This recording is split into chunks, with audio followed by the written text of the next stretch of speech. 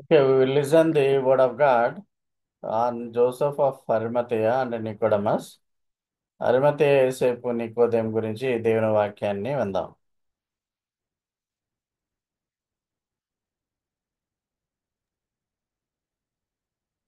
ముందుగా దేవుని నామానికి వందనాలండి. మరి నాకు ఇచ్చిన అవకాశం బట్టి మరి సంఘ కాపరి అయిన మరి పాస్టర్ గారికి కూడా మరి నా యొక్క వందనాలు తెలియజేసుకుంటున్నాను. కూడి వచ్చిన సంఘ సభ్యులందరికీ, అదేవిధంగా ఇంకా ఎవరైతే ఇతరులు మరి కొత్తగా జాయిన్ అవుతున్నారో వారందరికీ కూడా మరి నా యొక్క మరి వందనాలు తెలియజేస్తున్నాను. మరి నాకు ఇవ్వబడిన మరి వాక్యాంశం ఏదనగా అరిమతెయ యోసేపు మరియు నికోదేము. మరి మొదటగా మరి అరిమతెయ యోసేపు నికోదేము గురించి మరి మనం చూసినప్పుడు మరి యేసు యొక్క శిష్యులలో 12 మంది శిష్యుల్ని మనం చూస్తున్నాము. అయితే వీరిద్దరూ కూడా మరి బైబిల్లో మరి వీరిద్దరూ రహస్య శిష్యులను కూడా మరి అనేక మార్లు అనగా 4 సువార్తల్లో కూడా రాయబడి ఉంది.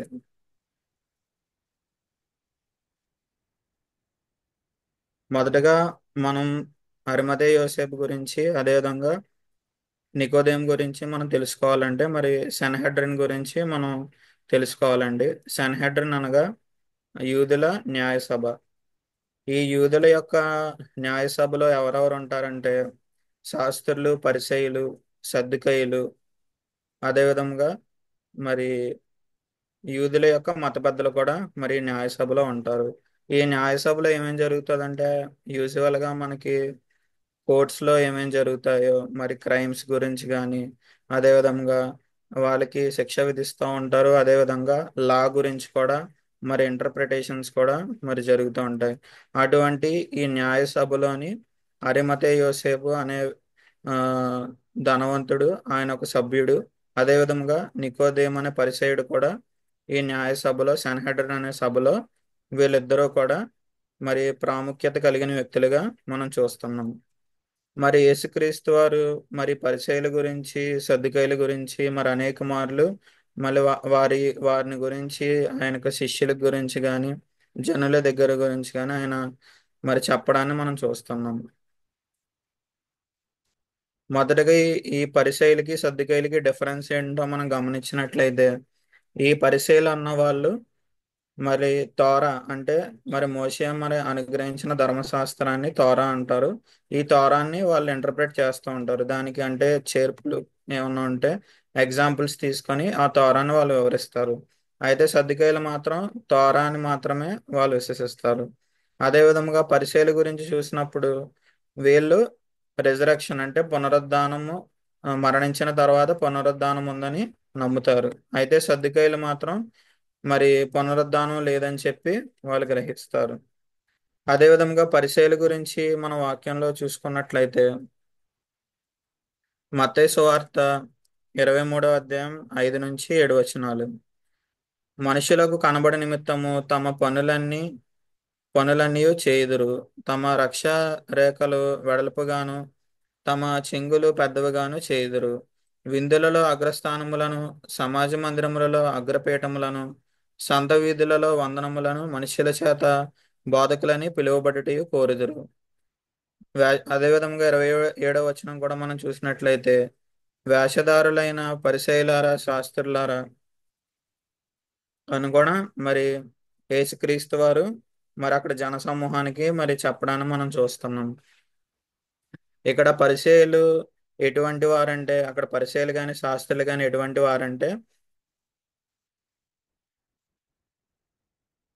వారంటే వాళ్ళు బోధకులు అని చెప్పి మరి ప్రజలందరి ఎదుట వారు ఘనత పొందాలని చెప్పి, మరి విందులలో అగ్రస్థానములు పొందాలని చెప్పి, అందరి చేత వందనాలు మరి వారు పొందాలని బోధకులుగా వాళ్ళు ఎంతగానో మరి జనుల దగ్గర వాళ్ళు ప్రవర్తిస్తూ ఉండేవారు. కాబట్టి మరి యేసుక్రీస్తు వారు వాళ్ళ గురించి ఏమని ఉద్దేశిస్తున్నారంటే, మీరందరూ వేషధారులు అని చెప్పి పరిచయాలను ఉద్దేశించి ఆయన చెప్తున్నారు. మరి ఇటువంటి పరిచయలు గురించి మనం ధ్యానించాం కాబట్టి మరి అరిమతెయ యోసేపు కూడా మరి ఒక సన్హెడ్రిన్ అనే మరి న్యాయసభలో ఒక ప్రముఖమైన వ్యక్తిగా మనం చూస్తున్నాం. మరి బైబిల్లో అక్కడ కూడా మరి అరిమతెయ యోసేపు మరి పరిచయుడని లేదు కానీ మరి మనం అరిమతెయ యోసేపు గురించి మనం చూసుకున్నప్పుడు మనకి కూడా మరి కొన్ని మరి తెలుస్తూ ఉంటాయి. మరి అవి ఏంటో మనం ధ్యానిద్దాం. లోకాసు వార్త 23 అధ్యాయం 50 నుంచి 51 వచనాలు. అరిమతయి యోసేపు అరిమతయి అను యూదుల పట్టణం సభ్యుడైన యోసేపు అని ఒకడు ఉండెను. అతడు సజ్జనుడును నీతిమంతుడనై ఉండి వారి ఆలోచనకును వారు చేసిన పనికిని సమ్మతింపక దేవుని రాజ్యం కొరకు కనిపెట్టుచుండినవాడు. ఇక్కడ మనం అరిమతయి యోసేపు యొక్క లక్షణాల గురించి మనం గమనిద్దామండి. మరి ఇక్కడ మొదటగా ఏమని ఉందంటే ఆయన సజ్జనుడు నీతిమంతుడు అని ఉంది ఇక్కడ. మరి యేసేపు గురించి చెప్పినప్పుడు సజ్జనుడు నీతిమంతుడు అని చూస్తున్నాం. అదే విధముగా ఇంకొక లక్షణం ఏంటంటే దేవుని రాజ్యం కొరకు ఎదురు చూచేవాడని కూడా మనం చూస్తున్నాం.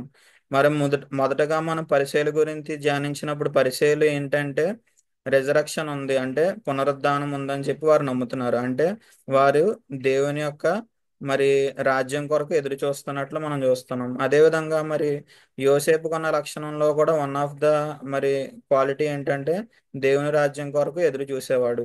కాబట్టి దీని ద్వారా మనం యోసేపు కూడా పరిసేయుడు అని చెప్పి మనం గ్రహించవచ్చు. అదే విధంగా మరి యోసేపు నీతిమంతుడు, అదే విధంగా సజ్జనుడు అని కూడా ఉంది. మరి మనం పరిసయ్యుల యొక్క క్యారెక్టరిస్టిక్స్ చూసినప్పుడు వాళ్ళు వేషధారులు అని చెప్పి యేసుక్రీస్తు వారే మరి ఆ పరిసయ్యుల అందరి గురించి మరి చెప్తున్నారు. మరి యోసేపు అయితే మరి ప్రత్యేకింపబడిన వాడిగా మనం ఇక్కడ చూడొచ్చు. ఎందుకంటే మరి నీతిమంతుడు సజ్జనుడు అని చెప్పి యోసేపు గురించి మరి రాయబడి ఉంది. అదేవిధంగా మరి ఇంకొక లక్షణం మనం గ్రహించినట్లయితే సన్హెడ్రిన్ తీర్పును వ్యతిరేకించాడు. మరి అక్కడ సభలో ఉన్న వాళ్ళందరూ పరిసయ్యులు కావచ్చు, సద్దూకయ్యులు కావచ్చు, శాస్త్రులు కావచ్చు, అక్కడ ఇంకా యూదా మతపెద్దలు ఎవరైతే ఉన్నారో వాళ్ళందరూ కూడా యేసుక్రీస్తుని ఎంతగానో ద్వేషిస్తున్నారు. ఎందుకంటే వారు అనేక మార్లు యేసుప్రభు వారిని మరి ఆయనను ఇరికించాలని చెప్పి ఆయనను ఎంతగానో అవమానపరచాలి అని చెప్పి మరి యేసుక్రీస్తు వారికి అనేక చిక్కు ప్రశ్నలు వేసేవాళ్ళు.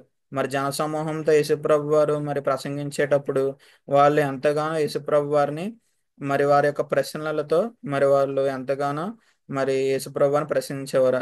కొన్నిసార్లు ఏంటంటే ఆయన సబాత్ రోజు అనగా మరి సబాత్ రోజు విశ్రాంతి దినమున ఎవరినైనా స్వస్థపరిచినప్పుడు నీవు విశ్రాంతి దినమున మరి ఎందుకు స్వస్థపరుస్తున్నావు అని చెప్పి యేసుక్రీస్తుని ప్రశ్నించేవారు.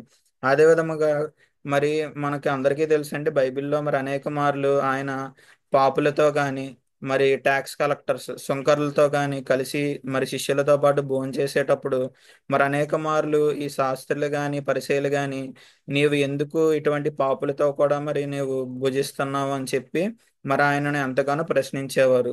మరి యేసుక్రీస్తు వారిని ప్రతి విధమైన మరి సంఘటనలో కూడా ఆయన్ని ఎంతగానో మరి దూషిస్తూ ఆయనను దోషిగానే ఎంచేవారు. అదే విధంగా ఆయన శిష్యులు కూడా మరి సబాతు దినమున మరి వాళ్ళు పనలు కోసుకొని తింటున్నప్పుడు కూడా నీ యొక్క శిష్యులు ఎందుకు ఈ విధముగా మరి సబాతు రోజు చేస్తున్నారు, విశ్రాంతి దినమున వారు పనులు ఎందుకు కోస్తున్నారు కూడా అనేక మార్లు ఆయనను ఎంతగానో ప్రశ్నించేవారు. మరి ఇటువంటి యేసుక్రీస్తు పట్ల పరిసయ్యులకు కానీ శాస్త్రులకు కానీ మరి ఆయన మీద ఎంతో మరి కోపం ఉన్నప్పటికీ వారు ఎంతగానో యేసుక్రీస్తుని ద్వేషిస్తున్నప్పటికి కూడా మరి అందులో ఒక సభ్యుడైన అరిమతయి యోసేపు మాత్రం మరి ఆయన పట్ల మరి ఎంతగానో మరి యేసుక్రీస్తు వలన ఆయన గమనిస్తున్నాడు. మరి యేసుక్రీస్తు యొక్క మరి లక్షణాలను గుణాలను కూడా ఆయన గమనిస్తున్నాడు. మరి ఇక్కడ క్వైట్ డిసైబుల్ రహస్య శిష్యుడు. మరి ఇక్కడ రహస్య శిష్యుడు అని మనం ఏ విధంగా గమనించవచ్చు అంటే యోహాను సువార్త 19:38 అరిమతయి యోసేపు ఇక్కడ యూదుల భయం వలన రహస్యముగా యేసు శిష్యుడైన అరిమతయి యోసేపు తాను యేసు దేహమును తీసుకొని పోటకు పిలాతునొద్ద సెలవడిగాను. పిలాతు సెలవిచ్చాను. మరి ఇక్కడ వాక్యంలో కూడా క్లియర్ గా మరి అరిమతయి యోసేపు శిష్యుడనే మరి ఇక్కడ రాయబడి ఉంది. మరి ఆయన రహస్య శిష్యుడిగా యాక్చువల్గా ఏంటంటే యేసుప్రభు వారు మరణించిన తర్వాత ఆయన యొక్క భూస్థాపన కార్యక్రమాన్ని అంతా కూడా మరి ఆయన శిష్యులు చేయాలి. అదే విధంగా ఆయన యొక్క కుటుంబ సభ్యులైన తల్లి, అదే విధంగా యేసుక్రీస్తు యొక్క అన్నదమ్ములు కూడా మరి వారు చేయవలసి ఉంది. అయితే ఆ బాధ్యతను ఎవరు తీసుకున్నారంటే మరి ధనవంతుడైన అరిమతయి యోసేపు తీసుకున్నాడు. ఎందుకంటే ఆయన శిష్యరకాన్ని ఆయన మరి తీసుకున్నాడు కాబట్టి ఒక రహస్య శిష్యుడిగా మరి యేసుక్రీస్తు యొక్క భూస్థాపనలో కూడా ఆయన మరి ఎంతగానో మరి ఆ, ఆయనే దగ్గరుండి చేసినట్లు కూడా మనం మరి వాక్యాల ద్వారా చూడొచ్చు. మరి మత్తయి సువార్తలో కూడా యేసు శిష్యుడిగానున్న అరిమతయి యోసేపు అని చెప్పి మరి ఇక్కడ రాయబడి ఉంది. మరి ఇంకొక లక్షణాన్ని మనం అరిమతయి యోసేపు నుంచి చూస్తే మరి ఎంతో విశ్వాసం.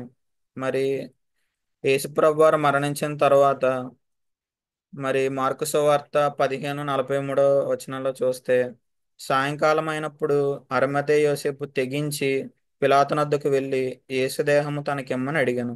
మరి ఇక్కడ వాక్యంలో చూసినప్పుడు ఇక్కడ అరిమతయి యోసేపు ఏం చేశాడంటే తెగించి పిలాతునొద్దకు వెళ్ళాను ఉంది. మరి ఇక్కడ ఎందుకు తెగించాలి? మరి అతను ధనవంతుడే కదా అని అనుకోవచ్చు కానీ మరి అక్కడ ఆయన తెగింపుకి గల కారణం ఏంటంటే మరి ఆయన కూడా one of the member of the council. అక్కడ ఏదైతే సెనహెడ్రన్ అనే సభలో మరి అరమతయి యోసేపు కూడా సభ్యుడు. మరి ఆ సభలో ఉన్న పరిసయ్యులు గాని, సద్దూకయ్యులు గాని, శాస్త్రులు గాని, ప్రధానులు గాని వీళ్ళందరూ ఏకమయ్యి యేసుక్రీస్తుని దోషిగా నిరూపించి మరి ఆయనకు సిలువకు అప్పగించారు. మరి అటువంటి సభలో ఒక ప్రముఖ వ్యక్తిగా ఉన్న మరి యోసేపు మాత్రం మరి యేసుక్రీస్తు యొక్క దేహాన్ని తీసుకెళ్ళడానికి మరి తెగించి పిలాతునొద్దకు వెళ్ళాడు. ఎందుకంటే మరి అక్కడ అందరూ దూషిస్తున్న అరమతే యోసేపు యేసుక్రీస్తుని అరమతే యోసేపు ఆయన దేహాన్ని అడిగినప్పుడు మరి యాక్చువల్గా అక్కడ ఏమవుతుందంటే అందరూ కూడా అక్కడ ఏమనుకుంటారు, మరి మనలో ఒక సభ్యుడైన మరి యోసేపు మాత్రం మరి ఎందుకు యేసు యొక్క దేహాన్ని తీసుకుంటున్నాడు అని చెప్పి మరి ఆయన కూడా ఎంతగానో వాళ్ళు ద్వేషిస్తారు.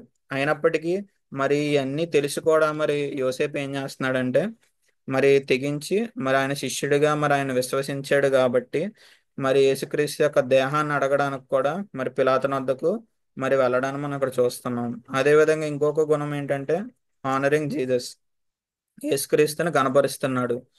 మరి ఇక్కడ ఆయనను మరి ఆ శిలువ కింద మరి శిలువ పై నుంచి దించిన తర్వాత మరి ఆయనకు నారబట్టలు చుట్టి మరి యోసేపు మరి ముందుగా ధనవంతుడు కాబట్టి మరి అక్కడ యూదులలో ఏంటంటే వాళ్ళ యొక్క సమాధులను ముందుగానే వాళ్ళు మరి తొలిపించుకుంటారు. అంటే వాళ్ళే దాన్ని ముందుగా మరి సిద్ధపరిచి ఉంచుకుంటారు. మరి ఆ విధంగా మరి ధనవంతుడైన యోసేపు కూడా తన యొక్క సమాధిని కొత్తగా మరి ఆయన మరి తొలిపించుకోవడం మనం చూస్తున్నాం.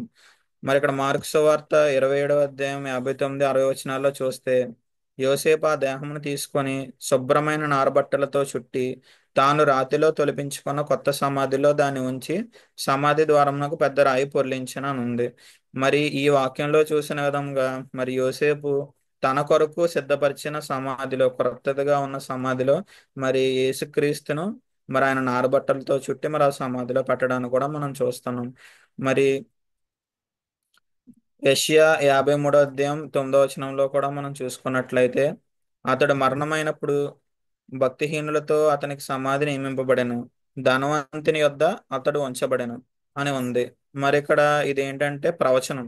మరి యెషయా ప్రవక్త ద్వారా ముందుగానే ప్రవచన వాక్యం మరి నెరవేరబడినట్లు మరి ధనవంతుని యందు అతడు ఉంచబడెను అన్నట్లుగా మరి ధనవంతుడైన మరి యోసేపు యొక్క సమాధిలో మరి యేసుక్రీస్తు వారు కూడా మరి అక్కడ పెట్టబడ్డాన్ని మరి మనం చూస్తున్నాం. మరి ఇక్కడ యోసేపు గురించి మనం ఈ లక్షణాలు చూసినప్పుడు మరి మనం కూడా ఏం తెలుసుకోవాలంటే మరి ఆయన శిష్యులు ఆయనతో పాటు ఆయన జీవించిన 3.5 సంవత్సరాలు మరి ఆయన యొక్క పరిచర్లో మరి వాళ్ళు ఉన్నారు. కానీ మరి అరమతే యోసేపు ఏంటంటే ఆయనకి వ్యతిరేకంగా ఉన్న మరి న్యాయ సభలో ఒక సభ్యుడు అయినప్పటికీ కూడా మరి యేసుక్రీస్తును దూరం నుంచి చూస్తూ ఆయన ఎంతో విశ్వసించాడు. ఏ విధంగా విశ్వసించాడంటే ఆయన ఒక రహస్య శిష్యుడు వలె మరి శిష్యులు కూడా చేయలేని మరి ఆ భూస్థాపన కార్యక్రమాన్ని ఆయనే తీసుకొని ఆయన అందుబాటుగా ఉన్నాడు. మరి ఆ టైంకి ఎవరైతే మరి శిష్యులు మరి వచ్చి చేయలేదు కానీ ఆయన యొక్క అందుబాటును లభ్యతను మరి ఆ సమయంలో కనపరిచి యేసు యొక్క రహస్య శిష్యుడిగా మరి ఆయన యొక్క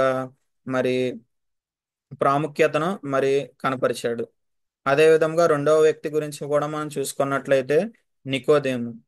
మరి ఈ యొక్క నికోదేము గురించి మనం చూసుకున్నప్పుడు యోహాను సువార్త 3వ అధ్యాయం 1వ వచనం, యూదుల అధికారి అయిన నికోదేమును పరిసయుడు ఒకడుండెను. మరి ఇక్కడ నికోదేము ఎవడంటే మరి యూదులకు అధికారి, అదే విధంగా పరిసయుడు. మరి మనం పరిసయుల గురించి మనం చూసుకున్నాం కదండి. పరిసయులు ఎటువంటి వారంటే వారు ధర్మశాస్త్రాన్ని తోరాని ఇంటర్ప్రిట్ చేస్తారు. అదే విధముగా మరి యేసుక్రీస్తుని ఎంతగానో వాళ్ళు ప్రశ్నిస్తూ ఆయన దూషించే వ్యక్తులుగా ఉన్నారు. అదే విధముగా మరి ఇక్కడ నికోదేము కూడా మరి యేసుక్రీస్తు వారిని ఆయనను ప్రశ్నించడానికి మరి ఆయన యొద్దకు వెళ్ళినట్టుగా మనం చూస్తున్నాం. ఈ మూడో అధ్యాయం అంతట్లో కూడా 1 నుంచి 21 వచనాలు కూడా మనం కొన్ని సెగ్మెంట్స్ గా చూసుకుందామండి. ఎందుకంటే యేసుక్రీస్తు వారికి మరి నికోదేముకి మధ్య కొన్ని సంభాషణలు మరి జరుగుతూ ఉంటాయి. ఏ విధముగా మరి నికోదేము యేసుక్రీస్తుని ప్రశ్నించాడు, అదే విధముగా యేసుక్రీస్తు ఎటువంటి జవాబులు నికోదేముకి ఇచ్చాడు అనేది కూడా మనం గమనిద్దాం. మొదటిగా యేసుక్రీస్తును బోధకుడిగా మరి ఇక్కడ సంబోధిస్తున్నాడు. యోహాను సువార్త 3వ అధ్యాయం 2వ వచనం. అతడు రాత్రి అందు ఆయన యొద్దకు వచ్చి, బోధకుడా, నీవు దేవుని యొద్ద నుండి వచ్చిన బోధకుడు అని మేము ఎరుగుదుము. దేవుడు అతనికి తోడై ఉంటేనే గాని నీవు చేయుచున్న సూచక్రియలు ఎవడనూ చేయలేడని ఆయనతో చెప్పాను. మరి ఈ వచనంలో చూసినట్లయితే ఇక్కడ మరి నికోదేం ఏంటంటే యేసుక్రీస్తును బోధకుడుగా మరి విశ్వసిస్తున్నాడు.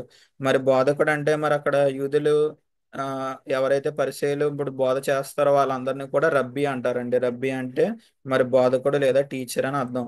మరి ఇక్కడ నికోదేం ఏంటంటే నీవు బోధకుడు అని నేను ఎరుగుదును, నీవు చేసే సూచక్రియలన్నీ దేవుడినికి తోడై ఉంటేనే గానీ నీవు చేయలేవు అని కూడా మరి అక్కడ మరి నికోదేం యేసుక్రీస్తు గురించి చెప్తున్నాడు.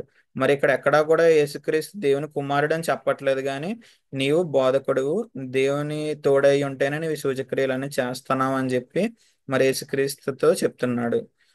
అదే విధముగా యోహాను సువార్త 3 నుంచి 7 వచనాల్లో చూసుకున్నట్లయితే, అందుకు యేసు అతనితో ఒకడు క్రొత్తగా జన్మిస్తేనే గాని అతడు దేవుని రాజ్యములు చూడలేడని నీతో నిశ్చయంగా చెప్పుచున్నాను. అందుకు నికోదేము, ముసలివాడైన మనుష్యుడు ఎలాగూ జన్మింపగలడు? రెండవ మారు తల్లి గర్భమందు ప్రవేశించి జన్మింపగలడా అని ఆయన అడుగగా, మరి వచనాల్లో మనం చూసుకున్నట్లయితే ఇక్కడ మరి యేసుక్రీస్తు వారు నికోదేం ఏమి ఇక్కడ ప్రశ్న అడగలేదండి. మరి నికోదేం ప్రశ్న అడగలేదు, కానీ యేసు ప్రభు వారే నికోదేంతో ఏమని చెప్తున్నారంటే, ఆ క్రొత్తగా జన్మించితేనే గాని దేవుని రాజ్యమును చూడలేరు. మరి ఎందుకు మరి ఇక్కడ యేసుప్రభు వారు నికోదేంతో ఈ వాక్యం చెప్పాల్సి వచ్చిందంటే, మరి మరి యేసుక్రీస్తు వారికి ఆల్రెడీ తెలుసు మరి నికోదేము మరి ఆయనను విశ్వసించలేదు. ఆయన ప్రశ్నలను అడగడానికి వచ్చాడు కాబట్టి దేవుడు ఏంటంటే నికోదేముకి ఆయన యొక్క రాజ్యం గురించి మరి తెలియజేయాలని చెప్పి మరి యేసుక్రీస్తు వారే మరి నికోదేముతో చెప్తున్నారన్నమాట. మరి ఇక్కడ బాప్తీసం గురించి మరి డిస్కస్ చేస్తున్నారండి. బాప్తీసం అంటే మరి నీటి ద్వారా మరి అదే విధముగా మరి ఆత్మ మూలంగా కూడా ఒక మనుష్యుడు జన్మించితేనే గాని మరి వాడు మరి దేవుని రాజ్యంలో ప్రవేశింపడని యేసుక్రీస్తు వారు ఇక్కడ నికోదేముతో మరి చెప్పడం చూస్తున్నాం. మరి అప్పుడు నికోదేము కూడా ప్రశ్నిస్తాడు, మరి ముసలివాడు అయిన వాడు ఏ విధంగా మరి తిరిగి జన్మిస్తాడు అని కూడా మరి దేవుణ్ణి అక్కడ ప్రశ్నించడం మనం చూస్తున్నాం.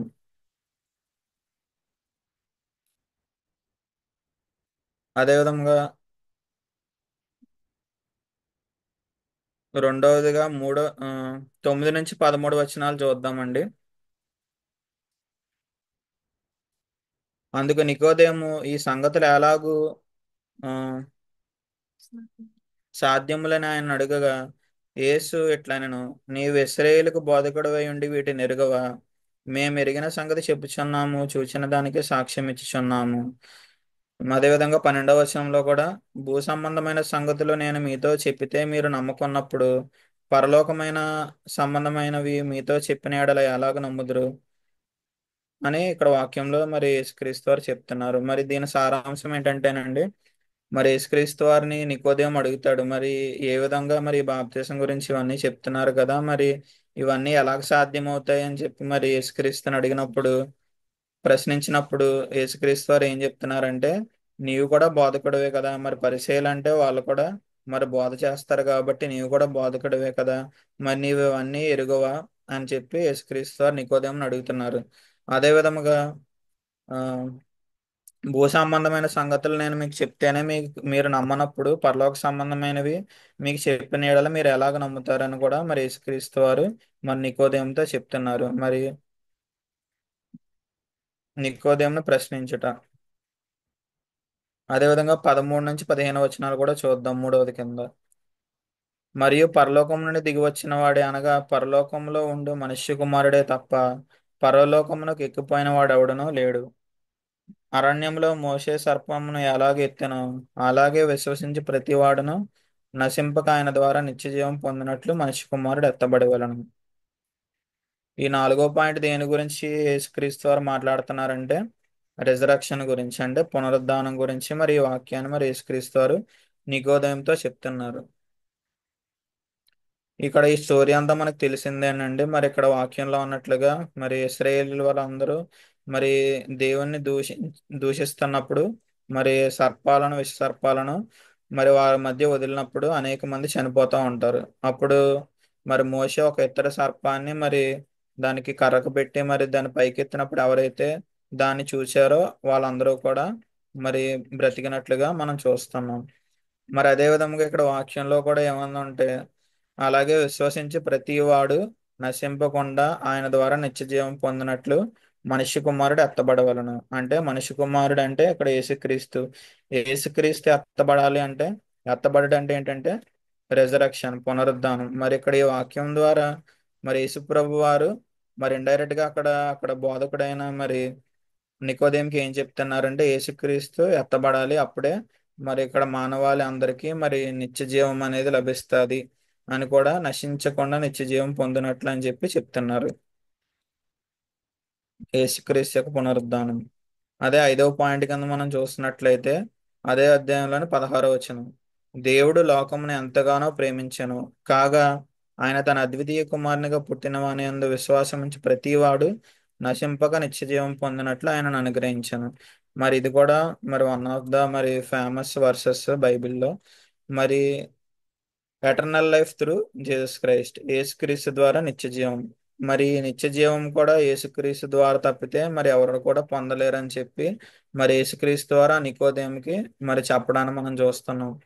మరి ఆయన యందు ఎవరైతే విశ్వసిస్తారో వాళ్ళు ఎవరైనా సరే యేసుక్రీస్తుని విశ్వసించే వాళ్ళు నశించకుండా నిత్య జీవాన్ని పొందుతారనే దాన్ని కూడా మరి నికోదేముతో చెప్పడాన్ని మనం చూస్తున్నాం. అదే విధముగా 17, 18 వచనాలు, లోకము తన కుమారుని ద్వారా రక్షణ పొందటకే గాని లోకమునకు తీర్పు తీర్చుటకు దేవుడు ఆయనను లోకంలోనికి పంపలేదు. మరి ఈ వాక్యంలోనే మనం చూస్తే 17వ వచనంలో తన కుమారుని ద్వారా రక్షణ పొందుటకే గాని లోకమునకు తీర్పు తీర్చుటకు దేవుడు ఆయనను లోకంలోకి పంపలేదని ఉందండి. మరి ఇక్కడ ఆరో పాయింట్ ఏంటంటే సాల్వేషన్ త్రూ క్రైస్ట్. మరి యేసుక్రీస్తు మరి ఈ లోకానికి రావడానికి మరి ఆ మెయిన్ రీజన్ ఏంటంటే మరి పాపులుగా ఉన్న మనలను రక్షించడానికి, మనకు రక్షణను అనుగ్రహించడానికి. మరి అక్కడ యూదులు కూడా అందరూ కూడా మరి మెస్సయ్య వస్తాడు మమ్మల్ని అందరినీ రక్షిస్తాడని మరి వాళ్ళు విశ్వసిస్తారు. కాబట్టి దేవుడు ఇక్కడ క్లియర్ గా మరి అక్కడ నికోదేముతో ఏం చెప్తున్నాడంటే మరి తన కుమారుని ద్వారా రక్షణ పొందుటకు దేవుడు ఆయనను పంపిస్తాడు అని ఇక్కడ ఈ వాక్యంలో చెప్తున్నాడు. అదే విధంగా ఏడో పాయింట్ మనం చూసినట్లయితే 19, 20 వచనాలు, ఆ తీర్పు ఇదే, వెలుగు లోకంలోనికి వచ్చిన గాని తమ క్రియలు చెడ్డవైనందున మనుష్యులు వెలుగును ప్రేమింపగా చీకటనే ప్రేమించిరి. దుష్కార్యం చేయ ప్రతివాడు వెలుగును ద్వేషించును, తన క్రియలు తన క్రియలు దుష్క్రియలుగా కనబడుకున్నట్లు వెలుగునొద్దకు రాడు. ఇక్కడ ఈ వాక్యం ద్వారా యేసుక్రీస్తు ఏం తెలియజేస్తున్నారంటే ఆయనే లోకమునకు వెలుగు. Jesus is the light of the world. యేసుక్రీస్తు లోకమునకు వెలుగై ఉన్నాడని ఈ పాయింట్ ద్వారా మరి ఆయన నికోదెముకు వెల్లడిస్తున్నారు. అదేవిధంగా 21వ వచనంలో చూస్తే సత్యవర్తనుడైతే తన క్రియలు దేవుని మూలముగా చేయబడి ఉన్నవని ప్రత్యక్షపరచబడినట్లు వెలుగునొద్దకు వచ్చాను. Turn towards truth. ఈ 8వ పాయింట్ ఏంటంటే ఏస్ సత్యమునకు ఎప్పుడైతే మన సత్యముకు ఆధారంగా మన క్రియలు ఉంటాయో మనం అప్పుడు వెలుగునద్దకు వస్తామని చెప్పి కూడా ఈ వచనం ద్వారా క్లియర్ గా తెలియబడుతుంది. మరి సత్యం అంటే ఏంటంటే వాక్యమే సత్యము. మనం ఎప్పుడైతే మరి వాక్యానికి అనుసారంగా జీవిస్తామో మరి ఇక్కడ మరి పరిచయాలు ఏంటంటే మరి వాక్యాన్ని వాళ్ళు మరి బోధిస్తారు కానీ వాళ్ళ క్రియలు మాత్రం మరి ఎంతగానో మరి చెడ్డవుగా ఉంటాయి. మరి అప్పుడు దేవుడు కూడా ఒక పాయింట్ లో అంటాడండి, ఒక వాక్యంలో ఏమంటాడంటే మరి ఈ పరిచయులు శాస్త్రులు మరి వారి యొక్క బోధన మీరు వినండి కానీ వారి క్రియలను మాత్రం మీరు అనుసరించద్దు అంటారు. ఎందుకంటే వాళ్ళు బోధిస్తారు, ఏదైతే మోషే ధర్మశాస్త్రంలో ఉన్నదని బోధిస్తారు కానీ వాళ్ళు పాటించరు. కాబట్టి మనం సత్యవాక్యాన్ని అనుసరించి మన క్రియల మూలంగా మనం సత్యవర్తనలు అయితే మనం కూడా వీళ్ళలోనికి నడిపించబడతామని చెప్పి ఉంటది. అదే విధముగా మరి ఇక్కడతో మరి ఇవన్నీ చెప్పిన తర్వాత 21వ వచనం వరకు యేసుక్రీస్తు వారు నికోదేముతో మాట్లాడిన తర్వాత నికోదేమో అక్కడ నుండి వెళ్ళిపోతాడు. మరి యేసుప్రభు వారు కూడా ఆయన శిష్యులతో పాటు మరి బోధించడానికి వెళ్తారు. అదే విధముగా ఇంకొక సంఘటన మనం చూసుకున్నట్లయితే యోహాను సువార్త 7వ అధ్యాయం 45 నుంచి 53 వచనాలు. ఇక్కడ ఈ వచనాల్లో ఏమని ఉంటుందంటే అండి, అక్కడ న్యాయసభ ఏదైతే సన్హెడ్రిన్ ఉందో ఆ సన్హెడ్రిన్ లో వాళ్ళందరూ కూడా యేసుక్రీస్తుని ఏ విధంగా మనం మరి సిలువ వేయాలి, ఆయనను ఏ విధంగా మరి పట్టుకోవాలని చెప్పి ఆలోచిస్తారు.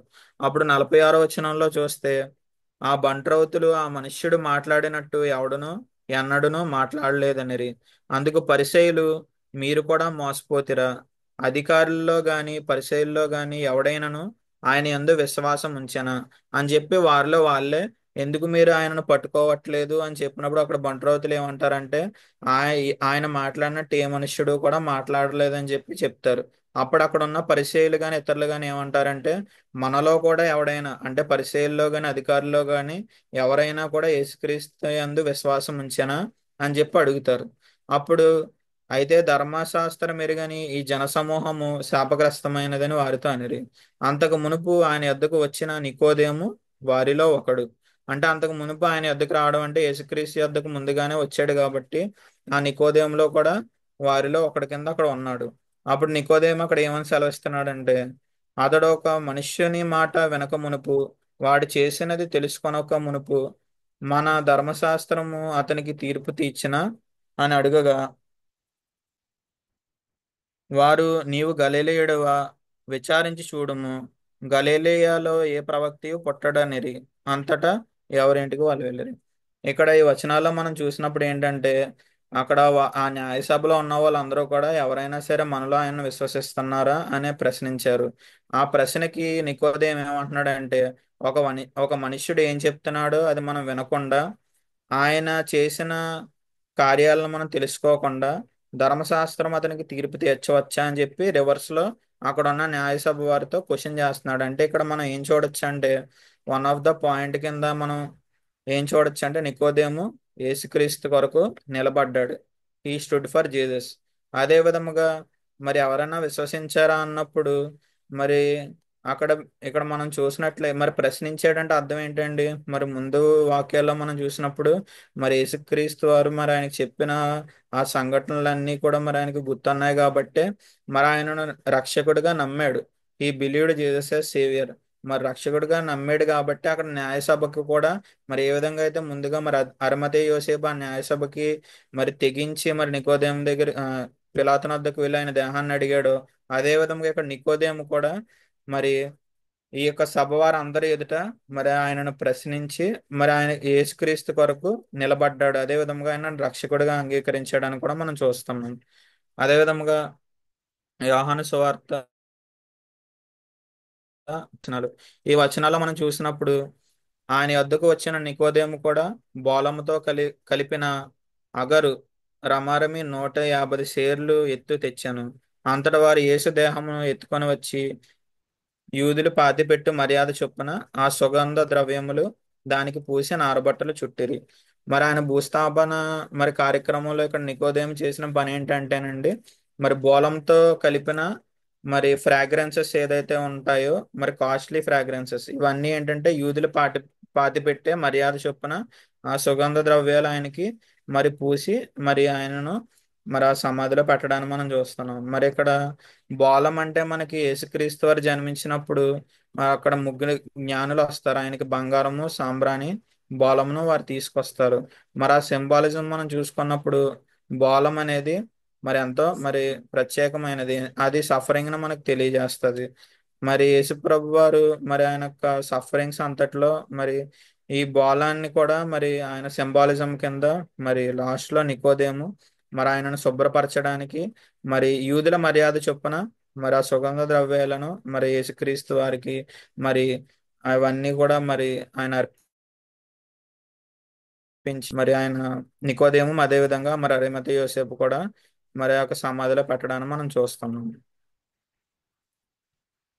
మరి అరిమతయి యోసేపు నికోదేము గురించి మనం చూసినప్పుడు బైబిల్లో వీళ్ళిద్దరూ రహస్య శిష్యులని ఏ విధంగా ఉన్నదో మరి ఈ లోకంలో మనం చూసుకున్నప్పుడు మరి అనేకమైన అన్య మతాలు ఉంటాయి. మరి వాళ్ళలో కూడా చాలా మంది మరి యేసుక్రీస్తును వాళ్ళు విశ్వసిస్తారు కానీ బహిరంగంగా వాళ్ళు ఎవరు చెప్పరు.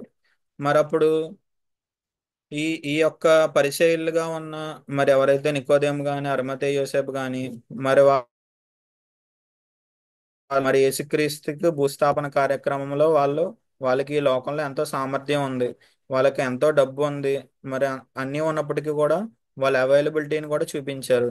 వాళ్ళ యొక్క పరిచయులు న్యాయసభలో వాళ్ళు తెగించి వాళ్ళు ఏమనుకున్నా సరే తర్వాత వాళ్ళకి రాబోయే శిక్ష గాని వాళ్ళని అందరూ ద్వేషించుకుంటారని తెలిసినప్పటికీ కూడా వీరిద్దరూ కూడా మరి తెగించి యేసుక్రీస్తు యొక్క శిష్యుల వలె ఆయనకు ఆ టైంలో వాళ్ళు ఈ యొక్క భూస్థాపన కార్యక్రమాల్లో మరి ఎంతో ఉపయోగపడ్డారు. మరి అదే విధంగా మరి అన్య మతాల్లో ఉన్న వాళ్ళు అయితే ఏంటంటే యేసుక్రీస్తుని తెలుసుకుంటారు, విశ్వసిస్తారు, కానీ చాలా మంది బయటకు వచ్చి వాళ్ళు ఒప్పుకోలేకపోతారు. ఎందుకంటే వాళ్ళకి కొన్న ప్రాబ్లమ్స్ బట్టి అక్కడ వాళ్ళు యేసుక్రీస్తుని నమ్మితే వాళ్ళని ఏ విధంగా మరి ఈ లోకం మరి అంగీకరిస్తారో అంగీకరించదో, వాళ్ళని శిక్షిస్తారా అని చెప్పి భయపడుతూ ఉంటారు. మరి అటువంటి రహస్య క్రైస్తవులు ఎవరైతే ఇతర మతాల్లో ఉన్నారో అటువంటి వాళ్ళ గురించి కూడా మనం ప్రార్థన చేస్తూ ఉండాలి. మరి అయితే మనము ఎవరైతే మరి దేవుని బిడ్డలుగా ఉంటున్నాం మనము కూడా మరి ఇతరులు ఎవరైతే మరి దేవుని గురించి మరి తెగిస్తున్నారో మరి మనం కూడా దేవుని బిడ్డలుగా ఉంటున్నప్పుడు మరి ఆయన యొక్క పనులకు ఈ లోకంలో మనం ఏ విధంగా మరి వాడబడుతున్నాం, మరి దేవుడు మనకి ఎన్నో తలాంతులు ఇస్తున్నాడు, మరి అవన్నీ ఇచ్చినప్పటికీ కూడా మనం వాటిని ఉపయోగిస్తున్నామా సరైన టైంలో? మరి దేవుడు మనల్ని ఆశీర్వదిస్తున్నాడు కరెక్టే, మరి దేవుడు మనకి డబ్బును ఆస్తిని అదే విధంగా ఈ లోకంలో మంచి స్టేటస్ని ఇస్తున్నాడు, కానీ దేవుడు మన సామర్థ్యాన్ని చూడ్డు ఈ లోకంలో. దేవుని యొక్క పనుల కొరకు మనం అవైలబుల్ గా ఉన్నామా లేదా అని దేవుడు చూస్తాడు. కాబట్టి మన ఈ యొక్క ఇద్దరు వ్యక్తుల నుంచి అరిమతయి యోసేపు నుంచి అదే విధంగా మరి నికోదేము నుంచి మనం గ్రహించవలసింది ఏంటంటే వాళ్ళు ఎవరైతే నిజమైన శిష్యులు ఉన్నారో వాళ్ళు ఆ టైంకి అవైలబుల్ గా లేరు, కానీ వీళ్ళు మాత్రం వాళ్ళ యొక్క అవైలబిలిటీని మరి ఆ తగిన సమయంలో మరి యేసుక్రీస్తు కొరకు మరి వాళ్ళు చూపించారు. ఆ విధంగానే మనం కూడా మరి ఆ యొక్క క్వాలిటీస్ ఆ లక్షణాలు కలిగి ఈ లోకంలో మరి జీవించాలని చెప్పి మరి నా యొక్క మరి ఈ చిన్న వాక్యాన్ని మరి దేవుడు దీవించాలని కోరుకుంటూ నాకు ఇచ్చిన అవకాశం బట్టి మరి ఒకసారి మరి వచ్చిన వాళ్ళందరికీ కూడా మరి కృతజ్ఞతలు తెలియజేసుకుంటున్నాను.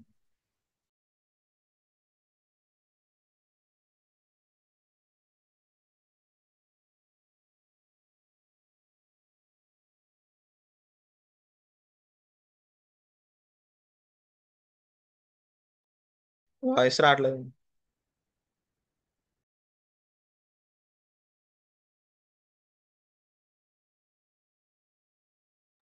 మ్యూట్ లో ఉంది.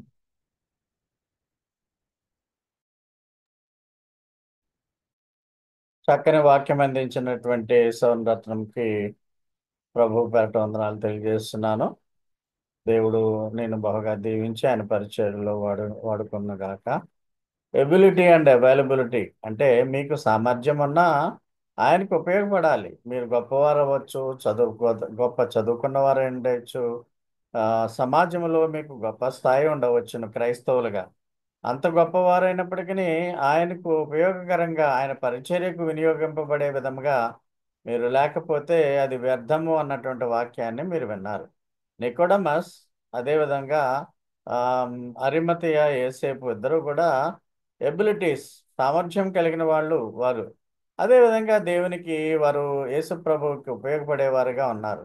చాలామంది క్రైస్తవులు ఈ రోజుల్లో పేరుకు క్రైస్తవులుగా ఉంటారు, కానీ ఆయన పరిచర్యకు, ఆయన సువార్త పరిచర్యకు, ఆయన సేవించడానికి, చర్చ్కి రావడానికి, ఆ ఫెలోషిప్లో ఉన్న వాళ్ళకి ఆ, కొరకు ప్రార్థన చేయడానికి అవైలబుల్గా ఉండరు. అలాగనే ఉండకుండా ఉండేటువంటి విధముగా మన జీవితాలని మనం ఎప్పుడు కూడా ప్రభువుకి అవైలబుల్గా ఉండాలి. మనము దేవుడు మనల్ని ఏబుల్గా చేశాడు, అవైలబుల్గా చేశాడు.